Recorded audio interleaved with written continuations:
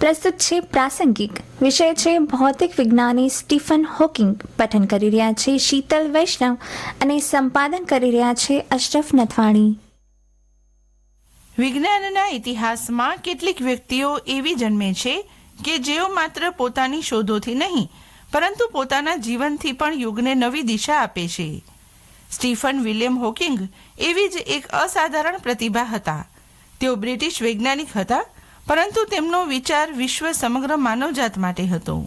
શરીરથી અશક્ત હોવા છતાં તેમણે બ્રહ્માંડના રહસ્યોને સમજાવી દુનિયાને આશ્ચર્યચકિત કરી દીધી હતી. 8 જાન્યુઆરી 1942ના રોજ ઇંગ્લેન્ડના ઓક્સફોર્ડ શહેરમાં જન્મેલા સ્ટીફન હોકિંગ બાળપણથી જ અસાધારણ બુદ્ધિશાળી હતા. અભ્યાસમાં તેમની રુચિ ગણિત અને ભૌતિકશાસ્ત્ર તરફ વધુ હતી. કેમ્બ્રિજ યુનિવર્સિટીમાં અભ્યાસ દરમિયાન જ તેમના જીવનમાં સૌથી મોટો વળાંક આવ્યો. માત્ર 21 વર્ષની ઉંમરે તેમને ALS નામની ગંભીર નસોની બીમારી હોવાનું નિદાન થયું. આ બીમારી ધીમે ધીમે શરીરના બધા અંગોને નિષ્ક્રિય કરી દે છે. ડોક્ટરોએ સ્પષ્ટ કહી દીધું હતું કે હોકિંગ વધુમાં વધુ 2 થી 3 વર્ષ જ જીવશે. આ સમાચાર કોઈ પણ યુવાનને તોડી નાખે તેવા હતા. પરંતુ સ્ટીફન હોકિંગે હાર સ્વીકારી નહીં. તેમણે નક્કી કર્યું કે જેટલું જીવન મળ્યું છે તેટલું સંપૂર્ણ રીતે વિજ્ઞાનને સમર્પિત કરી દેવું. આ નિર્ણય જ તેમને મહાન બનાવે છે. સમય જતાં તેમનું શરીર સંપૂર્ણ રીતે અચળ બનતું ગયું. તેઓ ચાલવા, બોલવા અને લખવા અસમર્થ બન્યા. તેમ છતાં તેમનું મગજ સતત કાર્યરત રહ્યું. આધુનિક ટેકનોલોજીની મદદથી તેઓ પોતાના વિચારો વ્યક્ત કરતા. કમ્પ્યુટર દ્વારા આવતો તેમનો કૃત્રિમ અવાજ આજે પણ દુનિયાભરમાં ઓળખાય છે. સ્ટીફન હોકિંગનું સૌથી મોટું યોગદાન બ્રહ્માંડ અને બ્લેક હોલ વિષયક સંશોધનમાં છે. અગાઉ માનવામાં આવતું હતું કે બ્લેક હોલમાંથી કંઈ પણ બહાર આવી શકતું નથી. પરંતુ હોકિંગે સાબિત કર્યું કે બ્લેક હોલમાંથી પણ ઉર્જા બહાર આવે છે, જેને આજે હોકિંગ રેડિયેશન તરીકે ઓળખવામાં આવે છે. આ શોધે આધુનિક ભૌતિક શાસ્ત્રમાં ક્રાંતિ લાવી.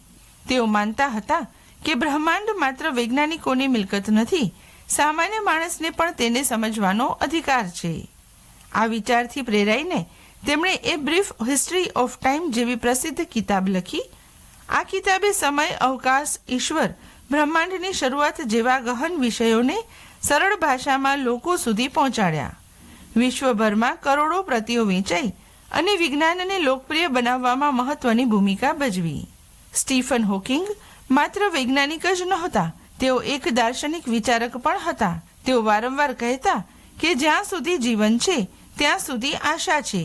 તેમણે માનવ જાતને ચેતવણી પણ આપી હતી કે જો માનવી લાલચ, યુદ્ધ અને પર્યાવરણના વિનાશથી બચ્યો નહીં તો ભવિષ્ય અંધકારમય બની શકે છે.